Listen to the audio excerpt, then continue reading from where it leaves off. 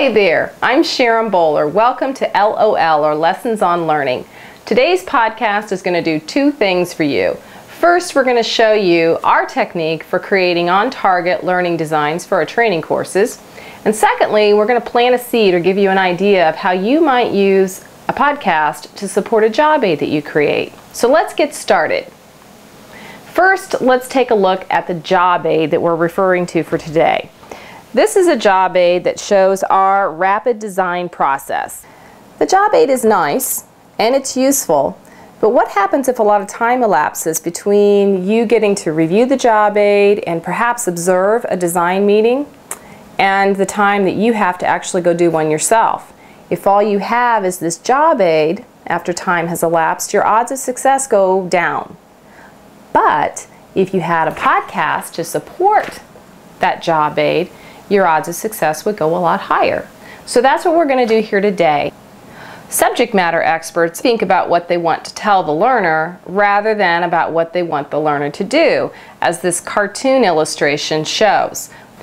Our process helps customers shift from this content list to an outcome focus. To show you how it works, we're going to pretend that we have a banking customer who wants customer service training for their personal bankers, or what we commonly call bank tellers. We get together with the customer for a design meeting so we can come up with a design for the training. One of the first things we'll do when we start working with the customer is an activity number one. We'll help them define what the outcomes are that they need to know for the learner. And we work with Post-its and a flip chart. And we ask 5 different questions of our customer at this point. Let's pretend that we're in a design meeting and I have just asked our customers the first question. What do personal bankers need to know? And these are the answers that they start to brainstorm, one idea per Post-it, back to me.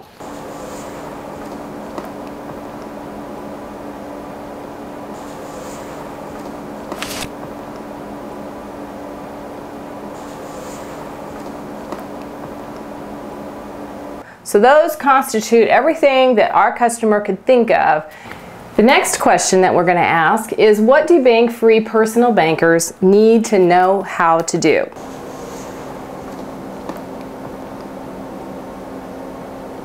The third question that we're going to ask is, what do bank-free personal bankers need to believe and feel?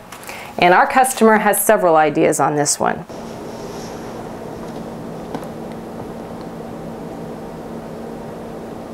The next important question is, what do the learners already know or know how to do?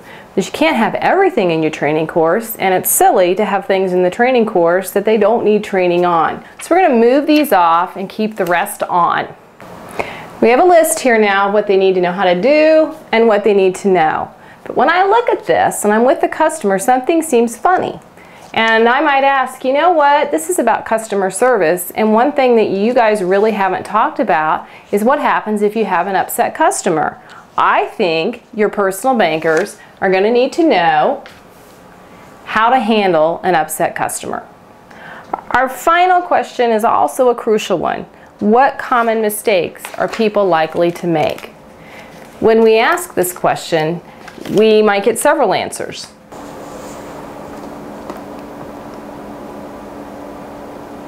Once you've gone through the list of 5 questions and you've got all your ideas up on flip charts and Post-its, you're ready to move to organizing things in a logical manner. So you're shifting things around so that like goes with like. And I'm going to show you by looking at this.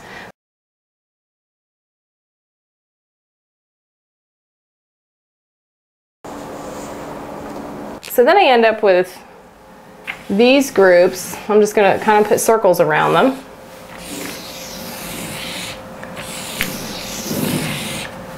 And these common mistakes, we'll kind of see, maybe this is the bank-free customer service process. This is what good looks like.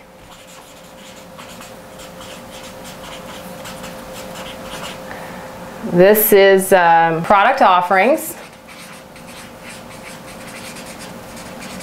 and how to explain them. And this is what to do with questions. And this is just flat out handling the upset customer. Now what I do with these believe and feel, is these have to permeate through all of these modules that we do.